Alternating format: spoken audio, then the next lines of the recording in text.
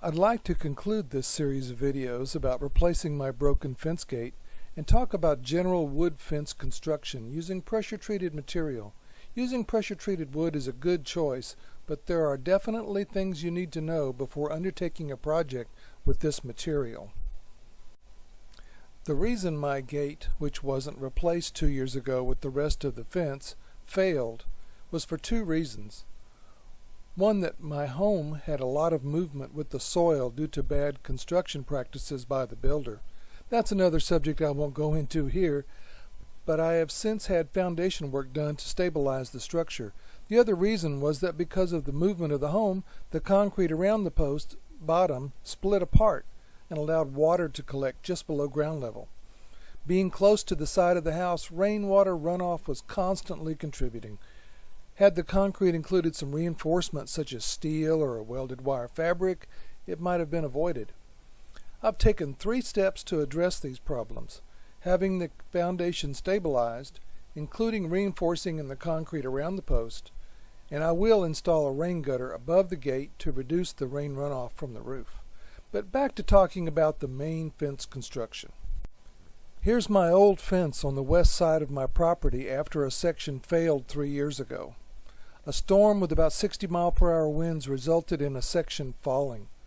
That may be high winds for your area, but here in South Texas we're prepared for occasional tropical storms, and winds of that magnitude are not unusual. The fence failed due to its construction. The 4x4 pictured rotted at the base and took a 16-foot section of it to the ground. I temporarily reattached the section using 2x4s and nails until I could get to replacing the entire length of the fence. This fence lasted about 15 years, and that may sound like a long time, but for a little more effort, it could have lasted twice that long. It was built in a hurry by a fence contractor with pressure-treated 4x4s, 2x4s, and 5.5-inch pickets that were brand new and still very wet. Originally, the pickets were placed side by side with no spacing between them. You can see in the picture that over time they dried, and they shrank quite a bit. This is why you want to dry all pressure-treated items for at least 3 months before using them to construct anything.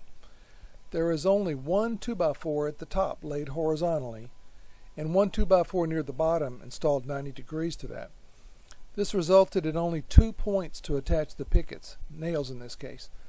The bottom 2x4s were installed between the 4x4s, cut exactly the right length at the time of installation, just toe-nailed into the 4x4s. Being wet pressure-treated wood, they shrank in length, leaving a short section of 2 nails at the end to keep them attached. Given enough time, this produced a very weak structure. The top 2x4s were 16-footers, but they shrunk too and came loose at the ends. Here are some photos of how the pickets held up.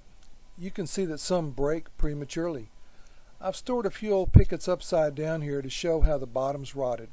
Not a good sign. This is why a more careful installation typically now puts a 1x4 or 1x6 at the bottom of the pickets to rest on. Standing water and rain causes the bottom of the fence to slowly rot, even with pressure-treated wood. By having a 1x4 or 1x6 at the bottom, it can be replaced a lot quicker and cheaper than replacing all the pickets. Plus, it makes for a little taller fence, yielding a little more privacy. The better way is to place the 4x4s in the ground in less than 8-foot segments. I believe I used 7.5-foot spacing here. Using 3 16-foot 2x4s attached to the sides of the 4x4s, staggering them, leaving a little to cut off of each, resulted in a much stronger structure, which is what you want. This leaves room at the top to use a pressure-treated 2x6. This will last much longer. In my case, the 2x6s were 12 foot and left over from an old deck, but they were still in great shape. I pressure washed them prior to use and joined them together with galvanized steel straps and stainless steel screws from the underside. But you can use new 16-foot 2x6s or even 8-footers, of course trimmed to the spacing you use. Once the final new structure was complete, I coated the members with 2 coats of a good deck sealant. In my case, I used Flood brand that was available at a local home store. But any good deck sealer will work, and you have a choice in stains to obtain the look you want. I used a clear finish that turned the pale finish to a golden brown. I know that many people just want to hire a contractor to build a wood fence in just 2 days, and it looks great for a while. But it's usually not very strong, and you end up with paying for the labor of having it done all over again in what seems like a very short time. As for me, I'd rather do it once to last longer, plus it saved me a lot of money. I'm in the middle 60s and don't want to think about having to replace the fence in my 70s or early 80s. So there you have it, a new gate to replace the one that failed, that complements the fence I replaced 2 years ago. If this is the first one of the series you've watched, I recommend watching the earlier parts to see how I approached replacing the gate. The new gate is rock solid and should stay that way for a generation. I hope I've given you some ideas about wooden fence and gate building that you can use. Thanks for watching my videos. This is southtxblues. So right now I'm very satisfied. The pickets went on with a level. Make sure they're nice and vertical and plumb. And I just have the 2 to finish.